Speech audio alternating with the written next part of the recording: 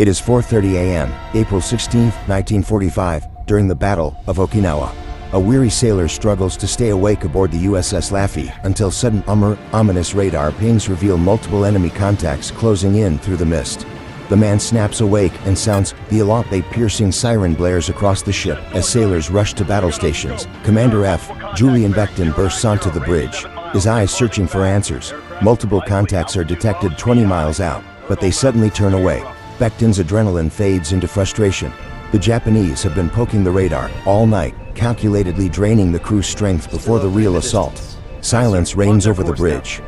Masking a deep, collective fear, the Laffey stands as a solitary radar station, the first target for every Japanese kamikaze on their deadly path toward the ongoing operations in Okinawa.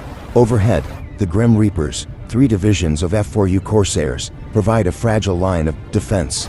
But at 7:30 a.m., everything shatters. Radio contact is lost, leaving the Laffey exposed and dangerously vulnerable to the north. Beckton stares at the radar screen, chilled by what he sees. Dozens of dots swarm the glass, looking like a severe case of chickenpox. Alone and without air cover, the nightmare has finally arrived. 38 words. Everyone, to battle stations.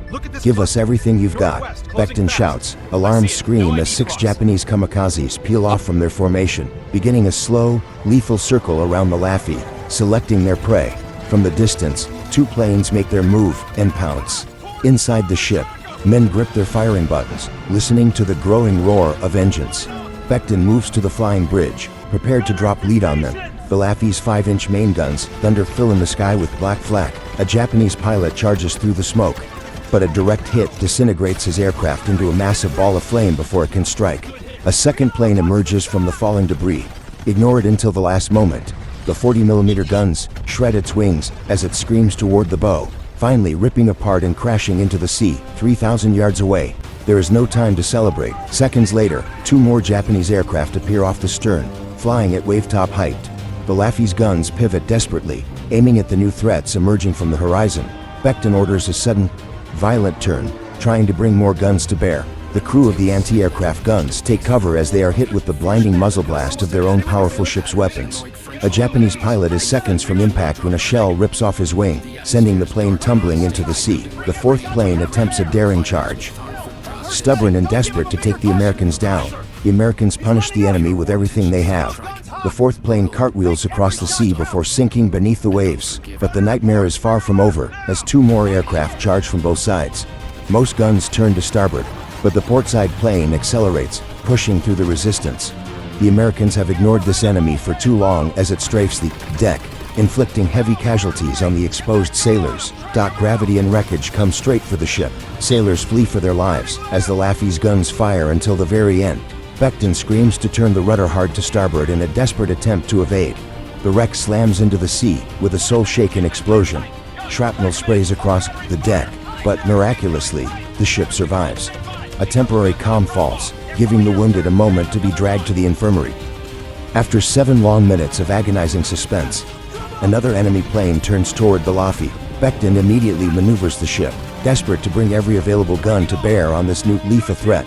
The Val bomber evades left and right, aiming directly for the Laffey's bridge. Beckton watches the enemy's flight path with icy clarity, ordering the ship into a series of high-stakes evasive maneuvers. It becomes a high-stakes game of cat and mouse. Beckton hides the bridge from the Val's path again and again, as the aircraft miraculously keeps flying despite taking numerous hits from the ship's guns. Atop the 5-inch gun mount, a barrel suddenly jams. Without hesitation, the gun captain jumps down, grabbing a heavy hammer and smashing the base of the barrel.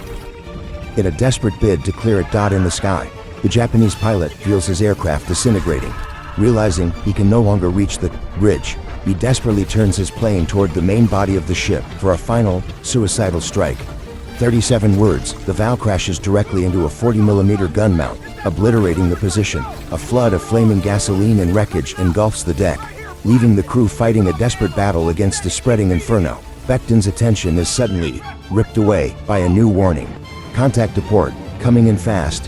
A 9th Japanese plane appears, skimming the waves and aiming for a fatal blow against the battered destroyer.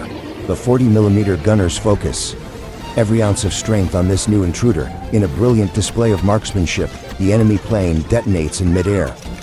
falling into the sea just 200 yards away. But the nightmare continues.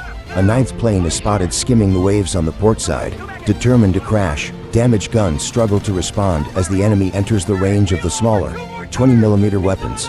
The 20mm guns join the desperate defense, but the enemy powers through. The pilot sees the ship fill his windshield as he prepares for the end. Gravity and wreckage are coming straight for the Laffey. The Japanese plane crashes into the superstructure behind a 40mm gun, ripping off its wing. Flaming fuel sprays across the deck as the airframe falls off the starboard side. And its bomb finally detonates. Anti-aircraft guns are engulfed in flames, and ammunition crates start to cook off. Firefighting becomes the only priority as men rush to contain the blaze, saving the Laffey from a catastrophic ship-wide explosion. The guns are crippled, and another Japanese plane appears from the rear. With so many weapons out of commission, the volume of fire is not enough. The enemy plane slams into the Laffey's stern. The stern is now a burning inferno, and it's the easiest place to strike. Another plane sweeps in, dropping its bomb directly onto the wreckage, further devastating the interior of the already crippled ship. The explosion takes out the rudder and breaches the hull, locking it on a 26-degree turn to port. The Laffey is now stuck in a perpetual, helpless circle. Unable to evade any further attacks, Becton no longer has enough control to evade. A huge number of enemies fill the sky, so many he cannot even count them. He watches as two more aircraft peel off to begin their final attack. Becton orders flank speed, but it's not enough. The few guns in the stern open fire on the first plane, but it slams into the ship, followed by a second whose bomb fails to explode. The swarm continues to circle, waiting for their turn. Somehow, the ship remains afloat, but Becton knows it's a hopeless battle. The Laffey needs a miracle to survive this relentless, fiery nightmare. Corsairs, they're back. A flight of American fighters charges into the sea, immediately cutting down 4 of the circling Kamikaze. The Grim Reapers have arrived to reclaim the sky over the battered destroyer. The swarm scatters in every direction as a slaughter breaks out. The untrained Japanese pilots are no match for the American fighters, and they go down in flames, one after another, into the sea. But Laffey isn't out of the woods yet. In desperation, several Japanese aircraft make a turn for the destroyer. One dives in with a Corsair hot on its tail as gunners prepare for impact. Becton watches with horror as the enemy plane comes barreling toward him. He drops to the floor. Esto aircraft roared directly over his head, clipping the Laffey's mast in a shower of sparks. The American flag drops onto the deck. Second-class signalman Thomas McCarthy instantly tells a nearby sailor they have to get it back up. In the middle of combat, he retrieves the fallen colors. Mix CARTHY climbs the mast as Becton watches, but doesn't interrupt. He mounts the flag high on a cable for all to see, a symbol of defiance raised amidst the smoke and the wreckage of battle. For more Japanese kamikazes charge in one by one. The gunners take them all down. One gets as close as 50 yards before slamming into the sea, the crew's accuracy saving the ship once again. Becton is impressed by his men's gunnery, but the situation remains dire. An officer asks if they should abandon ship. Becton doesn't hesitate. After so much courage, it would be a crime to let her sink. A bomber sweeps in, dropping ordnance onto the Laffey's battered stern. Another charges straight for the bridge. An officer tackles Becton to the floor just moments before a volley of bullets rips through the structure. The bomber is cut down by a Corsair. Then another arrives from the port bow. It's hit in the ammunition and explodes right above the sailors' heads, wreckage crashing into the waves as the sky finally falls silent. After 80 minutes of hell, silence reigns. Becton asks why the enemy let up. He looks up to see 24 Allied Corsairs and Wildcats covering them, with not a single Japanese plane in sight. The Laffey remains a burning wreck, but Becton won't abandon it. After so much heroism, they managed to keep the ship that wouldn't die afloat, a testament to the crew's unyielding spirit and bravery. The attack tragically claimed 33 of the 336-man crew. The Grim Reapers scored 33 victories during the defense, protecting the Laffey from total destruction by the relentless enemy. Incredibly, the ship attacked by 22 kamikazes remains afloat, a miracle of steel and courage, surviving 80 minutes of the most intense aerial bombardment in the history of naval warfare at Okinawa.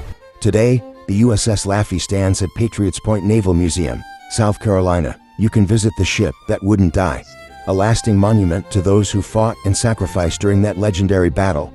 Experience the history, feel the courage, and remember the legends. The USS Laffey, the ship that took everything and refused to sink, forever etched in the annals of American naval bravery.